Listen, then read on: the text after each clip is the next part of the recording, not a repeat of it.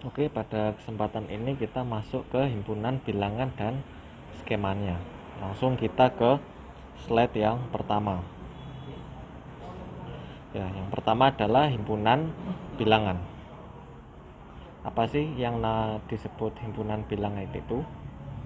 Ya, himpunan biasanya dinyatakan dalam huruf besar ya, hanya huruf besar, bisa A, B, C, H, K, dan sebagainya. Nah, untuk menyatakan suatu himpunan digunakan simbol semacam kurung ya, yang ada tanda petik itu namanya kurung kurawal.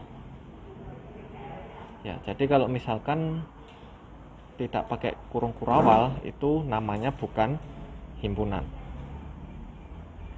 Nah, yang kedua, sementara itu untuk melambangkan anggota himpunan biasanya menggunakan huruf kecil A, B, C, X, Y, dan sebagainya. Ya, nanti akan saya beri contoh. Nah, perlu diperhatikan juga bahwa penulisan anggota dalam suatu himpunan hanya sekali saja. Tidak boleh kita menuliskan himpunan sebagai 1A, B, 8B. Dalam artian kita menulis suatu himpunan itu sesuai klasifikasi atau kesamaan dari himpunan tersebut. Ya, sebagai contoh, misalkan kita juga tidak boleh menyatakan himpunan sebagai misalkan bunga, kambing, sapi, kerbau, sapi, tumbuhan. Nah, itu tidak boleh. Harusnya bunga jadi satu. Misalkan bunga mawar, bunga melati, bunga matahari, bunga rafflesia, itu jadi satu klasifikasi. Misalkan kambing, sapi, kerbau, kucing, itu merupakan suatu himpunan. Misalkan hewan berkaki 4 ya. Untuk menyatakan anggota suatu himpunan digunakan suatu lambang ya yang dibaca anggota atau elemen ya, lambangnya E seperti itu. Selanjutnya, untuk menyatakan bukan anggota suatu himpunan maka digunakan lambang E dicoret ya, lambangnya seperti itu namanya bukan anggota atau bukan elemen ya. Oke. Berikutnya, untuk mendefinisikan himpunan digunakan 4 cara, yaitu yang pertama mendaftarkan semua anggota-anggotanya ya. Contohnya ini. Nah, seperti tadi untuk huruf yang menyatakan nama suatu himpunan itu pakai huruf besar. Kemudian anggota-anggotanya ditulis pakai huruf kecil ya. A sama dengan A, I, U, E, O. Nah, itu himpunan bilangan vokal. Kemudian yang B ya, juga pakai kurung kurawal 2, 3, 5, 7, 11, 13, 17, 19 ya, itu himpunan bilangan prima. C, kambing, sapi, kerbau, kuda. Ini satu jenis ya. Jenis apa? Jenis hewan mamalia berkaki 4. Oke. Lanjut. Yang kedua menyatakan sifat yang dimiliki anggotanya. Ya, ini contoh-contohnya. A, himpunan vokal dalam abjad Latin. Nah, itu tadi yang ada di contoh nomor 1 itu dinyatakan sifatnya. Bisa dituliskan seperti ini. Kemudian yang B, himpunan bilangan prima yang kurang dari 20. Seperti yang tadi, nomor 1 tadi ini. Kemudian yang C adalah himpunan hewan berkaki 4. Sapi, kambing, kerbau, kuda, nah itu masuk dalam sifat yang dimiliki anggotanya. Ya, yang ketiga menyatakan sifat dengan pola. Nah, P 0, 2, 4, 8, 10 sampai 48. Ini bilangan apa? Nah, ini namanya bilangan genap atau bilangan bulat genap. Kemudian Hi 1, 3, 5, 7, 9, 11, 13, 15. Itu himpunan bilangan ganjil. Nah, kemudian yang R 2, 3, 5, 7, 11, 13, 17, 19 ini adalah himpunan bilangan prima. Dan bahwasanya perlu diketahui bahwa tanda titik-titik 3 yang di paling akhir itu adalah tanda bahwa bilangan tersebut masih terus ada sampai tak hingga. Ya, lambangnya seperti itu. Oke. Dan yang keempat, menggunakan notasi pembentuk himpunan. Contoh, P sama dengan X, ya ini ya mungkin agak kesulitan ya. P, X, tanda shred ini dibaca sedemikian hingga X anggota atau elemen tadi bilangan asli antara 7 dan 15. Antara 7 dan 15 itu ada 8, 9, 10, 11 sampai 14 ya. Q sama dengan ini T sedemikian hingga T elemen bilangan asli. Maksudnya adalah Q 1, 2, 3, 4, 5, 6, 7, 8, 9, 10 dan seterusnya. Ya, tak terbatas. Ya, himpunan bilangan itu tak terbatas. Nah, oke. Sekarang kita masuk ke skema bilangan. Apa itu skema bilangan? Ya, bagannya seperti ini. Yang paling general itu adalah bilangan kompleks. Ya. Bilangan kompleks itu dibagi menjadi dua. Ada bilangan real sama bilangan imajiner. Kemudian kita nanti lanjut ke bilangan nyata atau bilangan real, yang kemudian ada bilangan rasional dan bilangan irasional. Nah, bilangan rasional masih dibagi lagi menjadi bilangan pecahan dan bilangan bulat. Bilangan bulat di sini ada bilangan bulat negatif, bilangan bulat 0 dan bilangan bulat positif.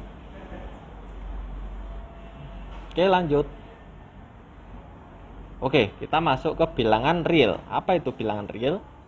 Ya. Bilangan real itu dapat disebut sebagai bilangan nyata. Dikatakan nyata itu apa? Bilangan tersebut dapat digunakan sebagai operasi bilangan yang digunakan atau dilakukan pada biasanya. Ya, bisa dinyatakan dalam bentuk dalam bentuk desimal ya. Ya, dapat dituliskan dalam bentuk desimal.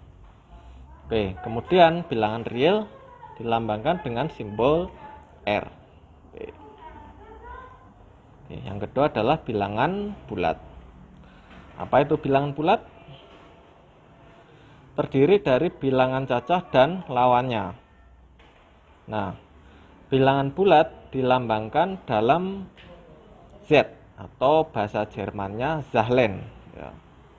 Nah, bilangan bulat ini terdiri dari bilangan cacah 0, 1, 2, 3, 4 sama lawannya. Ya, lawannya ya berapa? Berarti negatif 1, negatif 2, negatif 3, dan seterusnya. Oke, saya kira jelas untuk bilangan bulat. Nah, kemudian selanjutnya ada bilangan imajiner. Apa itu bilangan imajiner? Ya, bilangan imajiner atau biasa disebut bilangan khayal. Ya, sifatnya itu adalah misalkan bilangan tersebut dikuadratkan, maka hasilnya adalah negatif. Ya, bilangan imajiner tidak dapat kita tentukan nilainya.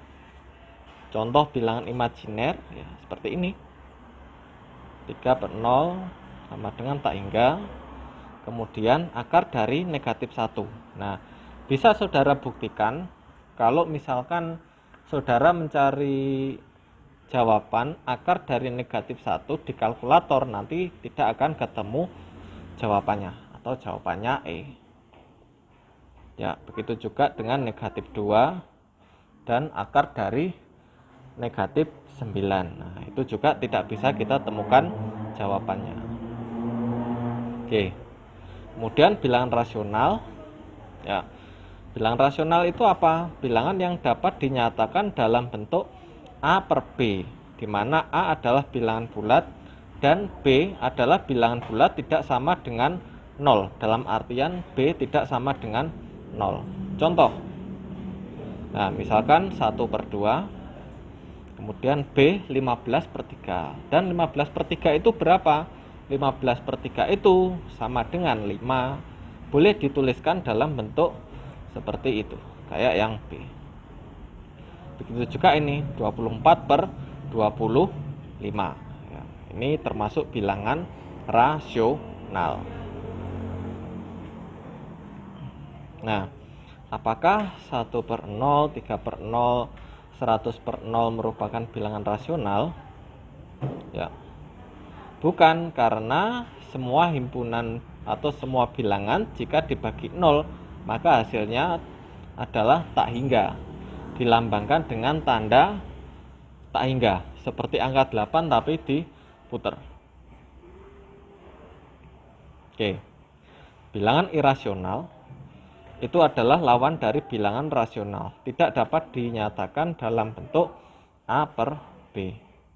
Contoh ini, ya, tidak dapat digunakan dalam bentuk pecahan biasa, yaitu dia bilangan irasional biasanya berbentuk pecahan desimal yang tidak beraturan. Ya. Misalkan pi di sini adalah 3,141592655 dan seterusnya. Bisa Anda cari sendiri di kalkulator. Kemudian akar 2, itu nilainya berapa? Bisa Anda cek di kalkulator.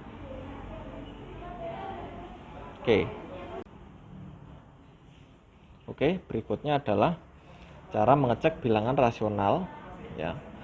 Cek bilangan 0,55555 apakah merupakan bilangan rasional. Nah, caranya seperti ini. Bilangan yang buahnya ini, desimal ini, kita kalikan dengan 10A, ya. Berarti nanti hasilnya, atau kita kalikan 10 lah, 5,55555. Kemudian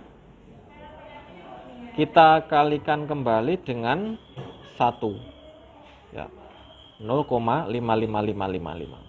Ya. Hasilnya berapa? Ya, 10 dikurangi 1 itu hasilnya 9. Kemudian 5 kurangi 5 dan seterusnya, ini hasilnya 0. 5 kurangi 0 hasilnya 5. Ya, berarti hasilnya berapa? Adalah 5/9. Oke. Berikut ini adalah contoh bilangan sesuai dengan klasifikasi bilangan sebagai berikut. Nah, ini bisa Anda baca sendiri nanti dari materi yang saya kirimkan. Oke.